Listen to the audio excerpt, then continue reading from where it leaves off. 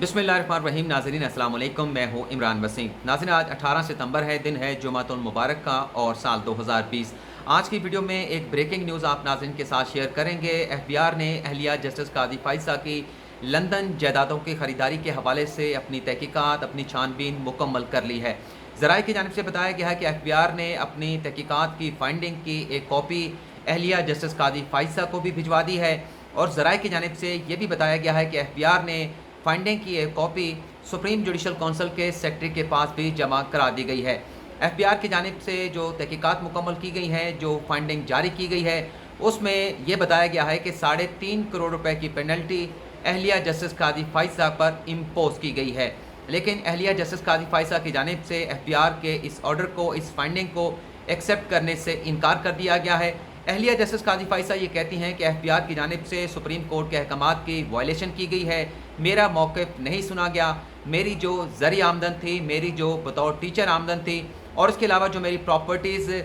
कराची में फ़रोख्त की गई थी उन्हें भी एफबीआर ने कंसीडर नहीं किया, उसको डिसरेगार्ड किया गया। इस फाइंडिंग के हवाले से मज़ीद तफसीलात आगे चल के आपके साथ शेयर करेंगे, लेकिन जो अहलिया जस्टिस कादी फाइसा की जानिब से सुप्रीम कोर्ट के अहकामात की वायलेशन का इल्ज़ाम लगाया गया है, तो सबसे पहले बात कर लेते हैं कि 19 जून को सुप्रीम कोर्ट ऑफ पाकिस्तान की जानिब से क्या फ़ैसला सुनाया गया था। 19 जून को सुप्रीम कोर्ट ने जस्टिस कादी फाइसा के मुकदमे का मुख्तसर फ़ैसला सुनाया था। तफसीली फ़ैसला अभी सुप्रीम कोर्ट की जानिब से जारी होना बाकी है। सुप्रीम कोर्ट ने अपने मुख्तसर फ़ैसले में लंदन जायदादों की ख़रीदारी का मामला, उसकी छानबीन का मामला एफबीआर को रेफ़र किया था और एफबीआर को यह कहा गया था कि सुप्रीम कोर्ट का फ़ैसला जारी होने के बाद 7 रोज़ के अंदर एफबीआर अहलिया जस्टिस कादी फाइसा को, उनकी बेटी को, उनके बेटे को नोटिस जारी करेगा और उनसे लंदन जायदादों की ख़रीदारी के हवाले से जवाब मांगा जाएगा। और सुप्रीम कोर्ट के हुक्म में ये भी कहा गया था कि अहलिया जस्टिस कादी फाइसा का तहरीरी जवाब आने के बाद, उनके बच्चों के तहरीरी जवाब आने के बाद उन्हें पर्सनल हेयरिंग का मौका दिया जाएगा और जब उनके बयानात रिकॉर्ड कर लिए जाएंगे अहलिया जस्टिस कादी फाइसा का, उनके बेटे का, उनकी बेटी का, तो 75 रोज़ के अंदर एफबीआर अपनी फाइंडिंग मुकम्मल करके उसकी एक रिपोर्ट सुप्रीम जुडिशल काउंसिल के सेक्रेटरी के पास जमा कराएगा। और ये भी कहा गया था कि इस मुकदमे की जब नोटिस जारी कर दिए जाएंगे, डे टू डे जो है इस पर कार्रवाई की जाएगी और किसी किस्म का इल्तवा नहीं दिया जाएगा। लेकिन अहलिया जस्टिस कादी फाइसा की जानिब से जो ऑर्डर भिजवाया गया है एफबीआर की जानिब से, उसके बाद अहलिया जस्टिस कादी फाइसा ने जो अपनी प्रेस स्टेटमेंट जारी की है उसमें उनका ये कहना है कि वो इस ऑर्डर को एक्सेप्ट नहीं करती। इस ऑर्डर में जो उनकी आमदन थी, चाहे वो ज़री ज़मीन की आमदन थी, चाहे बतौर टीचर आमदन थी, चाहे उनके जो कराची की प्रॉपर्टीज़ फ़रोख्त की गई थी, उसे कबूल नहीं किया गया एफबीआर की जानिब से। और जो सुप्रीम कोर्ट के हुक्म में लिखा गया था कि मुझे पर्सनल हेयरिंग का मौका दिया जाएगा और मैंने अपने 28 अगस्त के जवाब में जो कमिश्नर है एफबीआर, उनको लिखा था कि मुझे पर्सनल हेयरिंग का मौका दिया जाए, मुझे वक्त बचाया जाए, मुझे प्लेस बताई जाए, तो मैं अपना आकर बयान रिकॉर्ड कराने के लिए तैयार हूँ। अहलिया जस्टिस कादी फाइसा ये कहती हैं कि चूँकि मुझे पर्सनल हेयरिंग का मौका नहीं दिया गया, वन साइडेड मेरे खिलाफ ये यकतरफा कार्रवाई की गई है, तो इस फाइंडिंग को मैं मुतलका फोरम पर चैलेंज करूँगी। अहलिया जस्टिस कादी फाइसा की जानिब से जो एक प्रेस स्टेटमेंट जारी किया गया है, एफबीआर के ऑर्डर को कंडेम किया गया है, उसमें अहलिया जस्टिस कादी फाइसा ये कहती हैं कि अब्दुल हमीद डोगर, जिन्होंने एक कंप्लेंट पीटीआई के जो रुकन हैं, जो वर्कर हैं, शहजाद अकबर के पास भेजी थी, जब ये कंप्लेंट शहजाद अकबर के पास पहुंची तो वो ये कंप्लेंट लेकर एमक्यूएम के जो रहनुमा हैं फ़रोग नसीम के पास पहुंचे और एक निजी कंपनी का, निजी इदारे का इजलास बुलाया गया जिसमें एफबीआर के जुल्फ़कार अहमद जो कमिश्नर थे उनसे लंदन जायदादों की ख़रीदारी के हवाले से रिपोर्ट मांगी गई। और जुल्फ़कार अहमद वो शख्स हैं जिन्होंने अहलिया जस्टिस कादी फाइसा की लंदन जायदादों की ख़रीदारी के हवाले से तहकीकात की थी। अहलिया जस्टिस कादी फाइसा ये कहती हैं कि ऐसे शख्स को लंदन जायदादों की ख़रीदारी की तहकीकात सौंपी गई, छानबीन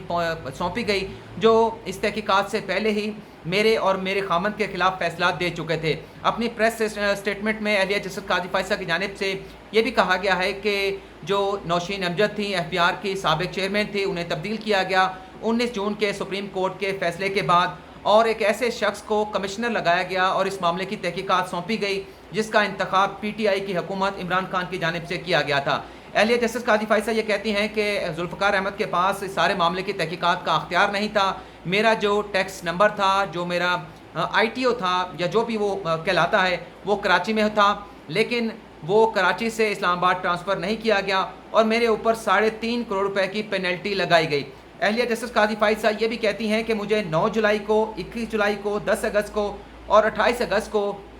ایف بی آر کی جانب سے نوٹسز جو ہے وہ تسلسل کے ساتھ جاری کیے گئے، اور ایف بی آر کی جانب سے اس تسلسل کے ساتھ نوٹس جاری کرنے کا مقصد یہ تھا، مجھے ٹریپ کرنا تھا، مجھے پھنسانا تھا، تاکہ میں ایف بی آر کے ان نوٹسز کا جواب نہ دے سکوں۔ انہوں نے یہ بھی کہا کہ اس سپریم کورٹ کے 19 جون کے فیصلے کے بعد آغا افتخار الدین مرزا کی جانب سے سوشل میڈیا پر مجھے اور میرے خامند کو دھمکیاں دی گئیں۔ اس دھمکی کے بعد ہونا تو یہ چاہیے تھا کہ حکومت کی جانب سے ایف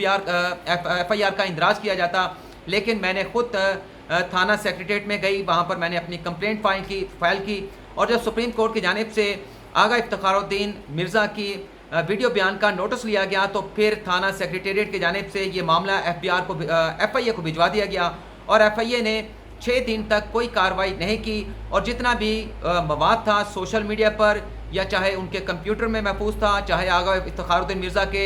موبائل فون میں محفوظ تھا، انہیں موقع فراہم کیا گیا تاکہ وہ ریکارڈ جو ہے وہ ڈیلیٹ کر سکیں، اور سپریم کورٹ کے حکم کے بعد جو ہے وہ گرفتار کیا گیا آغا افتخار الدین مرزا کو۔ انہوں نے کہا کہ میرے خلاف فائنڈنگ دے دی گئی ہے، یک طرفہ کارروائی کی گئی، لیکن جس بنیاد پر یہ ساری کارروائی کی گئی، میں نے ٹیکس ریکارڈ مانگا، مجھے ایف بی آر کی جانب سے ذوالفقار احمد کی جانب سے یہ ریکارڈ نہیں فراہم کیا گیا، جو کہ میرے اپنے ٹیکس گوشواروں کا تھا، اور انہوں نے یہ بھی کہا کہ میں نے پچھلے سالوں میں جتنا بھی ٹیکس دیا ہے وہ شہزاد اکبر سے بھی زیادہ ہے، اور وزیر اعظم عمران خان سے بھی میں نے زیادہ ٹیکس ادا کیا ہے۔ یہ تو پریس سٹیٹمنٹ ہے جو اہلیہ جسٹس قاضی فائزہ کی جانب سے جاری کی گئی ہے، لیکن اب ہم بات کریں گے کہ اس رپورٹ کے سامنے آنے کے بعد جسٹس قاضی فائزہ کا مستقبل کیا ہوگا، اہلیہ جسٹس قاضی فائزہ کا مستقبل کیا ہوگا۔ ناظرین، چونکہ یہ ریفرنس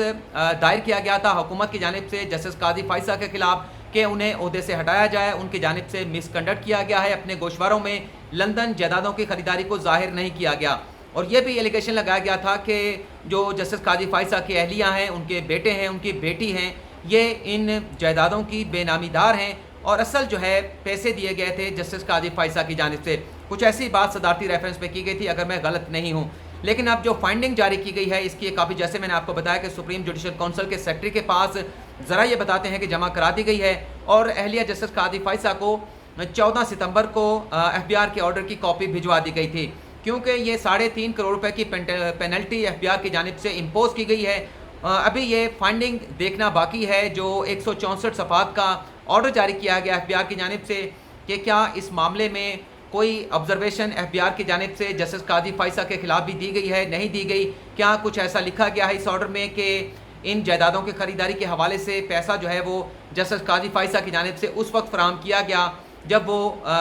بلوچستان ہائی کورٹ کے یا سپریم کورٹ کے جج تھے، لیکن جو چیزیں سامنے آئی ہیں اب تک کی، اس کو دیکھتے ہوئے لگتا یہ ہے، بظاہر یہ لگتا ہے کہ اہلیہ جسٹس قاضی فائزہ نے 2009 تک کی اپنی یہ جو منی ٹریل کہہ لیں یا جو پیسوں کی ڈیٹیل تھی وہ ایف بی آر کے پاس جمع کرا دی تھی، لیکن ایف بی آر نے ان کی جو زرعی آمدن تھی اس کو کاؤنٹ نہیں کیا، اس کو ڈس ریکارڈ کر دیا گیا، ان کے جو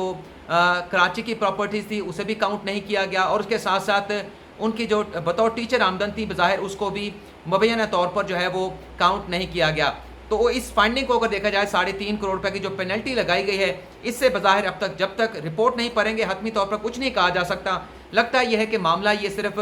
جرمانے کی حد تک ختم ہو جائے گا۔ اہلیہ جسٹس قاضی فائزہ اگر اس جرمانے کو ایکسیپٹ کر لیتی ہیں تو انہیں یہ جرمانہ ادا کرنا ہوگا، اور یا پھر وہ جیسے ان کی جانب سے اعلان کیا گیا ہے کہ وہ اس فائنڈنگ کو متعلقہ فورم پر چیلنج کرے گی، تو وہاں پر جو بھی فیصلہ ہوگا وہ اس متعلقہ فورم کی ثوابدید ہے۔ لیکن سپریم جوڈیشل کونسل اب اس معاملے پر یہ ضرور جائزہ لے گی، جو رپورٹ جمع کرائی گئی ہے، جیسے ذرائع کی جانب سے بتایا گیا ہے کہ اگر زرعی آمدن کو ڈس ریگارڈ کیا گیا ہے، کراچی کی پراپرٹیز کی آمدن کو ڈس ریگارڈ کیا گیا ہے، تو شاید سپریم جوڈیشل کونسل جن کے ایک جج کو